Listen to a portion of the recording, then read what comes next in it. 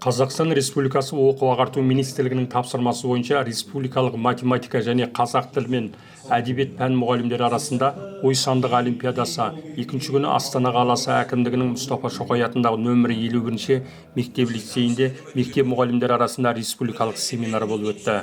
Семинарға еліміздің өңірлерінен келген 200-ден астам мектеп мұғалімдері мен Астана қаласы әкімдігіне қарасты мектеп ұстаздары қатысты. Зерделі орталығының идеясымен бұл оқу-ағарту министрлігінің қолдауымен осындай үлкен республикалық деңгейде шара өтіп жатыр. Математика мұғалімдері мен қазақ тілін оқытатын мұғалімдердің арасындағы пікірталастар, ойындар, енді семинарлар әртүрлі форматта 2 күн бойы міне үлкен шаралар өтіп жатыр. Соның ішінде бүгінгі шарамыз бұл қазақ тілін оқытудың мәселелері туралы үлкен семинар. Бұл жерде тек қана оқыту мәселесі емес, оқулық мәселесі бар. Басқа да оқу сауаттылығына байланысты мәселе талқыланып жатыр. Соған байланысты мамандарды шақырып, бүгін мінекей осы өңірдің, еліміздің әр өңірінен келген, еліміздің әр аймағынан келген мектеп мұғалімдеріне семинарлар өткізіп жатыр. Бұл енді өте пайдалы пікірталас алаңы деп ойлаймын. Бұл өте жақсы ұйымдастырылған, жан-жақтан мұғалімдер келіп, енді ертең олар өздерінің аймақтарына барады, сол мектептерде осы жерден алған тәжірибесін бөліседі. Яғни бұл біздің жастарымызға, тек жастарға емес, педагогтарға, әсіресе жас педагогтарға өте жігер беретін, оларға күш беретін үлкен бір шара деп ойлаймын. Мен жаңа өзімнің ойымды айттым. Мысалы, үшінге қазір бірінші санаға әсер ету мәселесі ғой енді. Мысалы, жастарымыз ағылшын тілін үйренуге құмар, мысалы, немесе орыс тілінде сөйлеуге құмар. Неге? Себебі ол санаға әсер етіп жатыр. Сондықтан қазақ тілінің қажеттілігін туындату. Енді осы жаңа заңымызды қабылдаған кезде көрдік қой енді өзектілігін. Біздің халқымыз өте қолдайды екен. Кәдімгідей үлкен комиссияға әсер етіп, оларға сол бапты өзгертуге дейін әсер етті ғой. Оның бәріміз куәміз. Сол кезде мемлекеттік кеңестің өзі шығып, яғни тең деген сөзді қата деген сөзбен ауыстырды. Оның барлығы біздің халқымыздың өзінің тіліне бей-жай қарамайтынын көрсетті. Яғни мемлекеттік тілдің маңыздылығын көрсетті. Келешекте оның болашағы бар екендігін, оны қолдайтын, ел болып, халық болып қолдайтынын көрсетті. Сондықтан мемлекетпен тек биліктен артық қоймай, өзімізде осы мектептер, университеттер бәріміз бірлесіп отырып, бұның келешекте мазмұнын арттырып, тиімділігін арттырып, яғни бұның үйретудің әдістемесін жеңілдетіп, яғни тез үйренетіндей форматтарын ойлап табуымыз керек. Біздің тіліміз қазір өте көркем, бай тіл болғанмен, ғылым тіліне, техника тіліне айнала алмай жатыр. Сол мәселені қарастыруымыз керек. Оның мәнісі неде? Проблема қай жерде? Бұның диагнозын анықтап, біз осы мамандар осыны шешімін табуымыз керек деп ойлаймын. Қазақ тілі мен әдебиет пән мұғалімдері арасында салалық мамандардың оқу сауаттылығын қалыптастыру, функционалдық сауаттылықты арттыру, математика сауаттылығын оқу процесіне енгізу секілді өзекті мәселелер сөз болды. Қазіргі таңда жасанды интеллект арқылы кіріктірілген сабақ процесіне тиімді пайдалану жайлы түрлі пікірлер айтылып, оның қолдану аясы туралы мұғалімдер бір-бірімен тәжірибелерін бөлісті. Жалпы бүгінгі семинардың мақсаты мына қазақ тілі және әдебиет білім беру саласында, тіл және әдебиет білім беру саласының мамандарына жалпы оқу сауаттылығын қалай қалыптастырамыз, оқу процесіне қалай енгіземіз. Осы тарапта жаңағы талқылаулар болып жатыр. Жалпы оқу сауаттылығын қалыптастыру, оқу сауаттылығы дейміз, функционалдық сауаттылық, математикалық сауаттылық, жалпы 21 ғасырдағыларын неғұрлым оқу процесіне кіріктіру қазіргі біздің басты міндеттеріміздің бірі. Ол үшін үлгілік оқу бағдарламалары қайта қаралып жатыр, оның мазмұны және ағымда болып жатқан өзгерістер, соның ішінде жасанды интеллектті қолдану. Жасанды интеллекті әрине ол қарқынды дамып жатқанмен, оны қаншалықты біз тиімді қолданамыз, оны біз жасанды интеллект бізді білім саласын қолдану емес, керісінше біз оны ресурс ретінде және біздің алдымызда бүкіл қоғамның жаңағы тапсырып аманат еткен балалары бар, білім алушылардың жас ерекшелігіне сай қолдану, олардың және ол жерде жаңағы сақтықты, қауіпсіздік шараларын еске алу, қауіпсіздік шаралары білім алушылардың ақпараттарының ағымға түсіп кетпеуі туралы және әрбір таңдалған кез келген инновациялық жаңа тұрғыдан қолданған ресурстар бірінші кезекте ол білім алушының жас ерекшелігіне сәйкес келе ме, және оны ары қарай сәйкес келетін болса, оқу процесіне қалай кіріктіреді, ол енді педагогтың шығармашылығына байланысты жасалатын атқарылатын жұмыстар.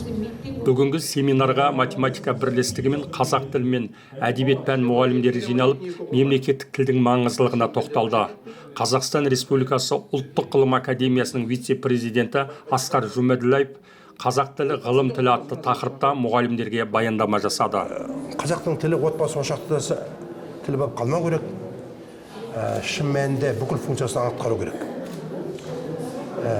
Тілдің ең бірінші функциясы қолданыс. Онда басқа толыққан функциясы бар.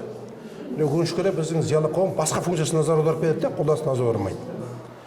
Егер сіздің тіліңіз қолданыста болмаса, сіздің байлығыңыздың не керегі бар? Егер сіздің тіліңіз қолданыста болмаса, тілдің әуездігінің не пайда? Менің айтып жүрген әңгімем осы. Сондықтан ең алдымен қолданыста болу керек. Яғни тек қана үй арасында, отбасы ошақасында емес, ғылымның өзінде болу керек, технологияның өзінде болу керек. Ол үшін ғылыми тұрғыдан біз сол жұмысты бастауымыз керек. Өкінішке орай бұл басталып жатқан жоқ. Өйткені біздің зиялы қауым көбінесе өзіне белгілі тап-тұғыр болған әңгімені қайталаудан шаршамайды. Бұл нақты конкретті жұмыс. Мысалы, жаңа мысал айттым. Әр ұғымға бір сөз сәйкес келу керек. Екі түрлі ұғымға екі түрлі сөз сәйкес келу керек. Үш түрлі емес, екі түрлі. Мінекей осы тұрғыдан келетін болсақ, бір ғана тапсырма айттым жаңа. Две струны домбры. Қазақша аударыңыз. Теория струн изучает не элементарные частицы. Қазақша аударыңыз. Предел функции синус x, когда x стремится к нулю. Қазақша аударыңыз. Конечное множество, бесконечное множество. Мінекей төрт сөзді бердім. Қазақша аударып көріңіз. Мінекей сіздің оқырмандарыңызға тапсырма. Ал егер осыны айта аударатын болсаңыз, бәрі шектеп келеді. Сонда төрт ұғым бірақ сөзге байланып тұр ғой.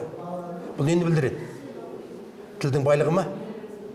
Байлығы болар, бірақ тілдің байлығы жетпей тұр ғой төрт сала жатуға. Сондықтан бұл жерде біз реализм тұрғысынан қарауымыз керек. Тіл бай, тіл кедей дейтін мағынасы жоқ сөздер бәрі де.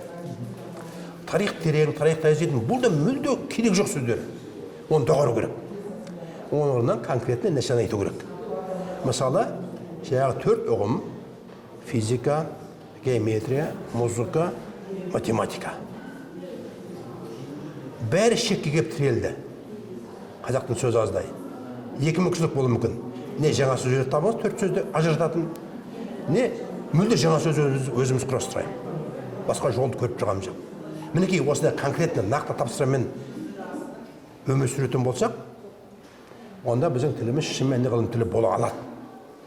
Ал егер біз айдалы далақтай берсек, жоқ проблеманы көтеріп, жоқ әңгімені айтып, абай данышпан дегеннен басқаны қайталай берсек, онда түк те шықпайды.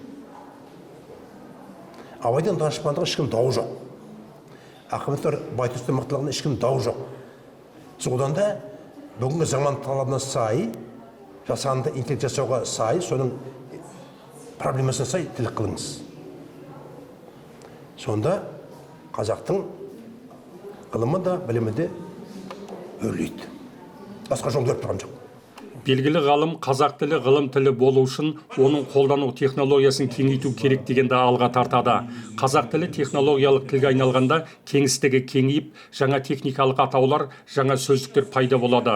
Бүгінгі семинарға қатысқан тіл мамандары қазақ тілін қолдану аясы жайлы түрлі әсер алдық дейді. Яғни мұғалімдердің кәсіби біліктілігін арттыру семинары, яғни бұл жақта осы оқу сауаттылығына байланысты берілген тапсырмаларды қай жағынан тиімді орындау керектігін, және де оқушымен тығыз байланыста болу керектігін, және де сонымен қатар осы оқу сауаттылығындағы берілетін тапсырмаларды оңай және әрі тиімді түрде, сауатты түрде үйрету туралы мінекей осындай семинарда өтіліп жатыр. Алған әсеріміз өте көп, тамаша.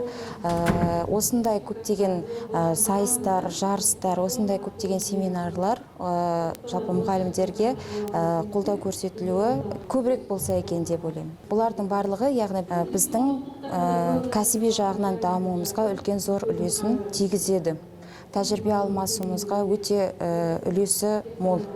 Семинарда әр облыстан келген мамандар тақырыпқа байланысты баяндама жасап, өзекті мәселелер төңірегінде ой қозғады. Келелді мәселелерді көтеріп кеңесті, оның шешу жолдарын қарастырды. 2 күнге созылған семинар қызықты әрі әсерлі болды.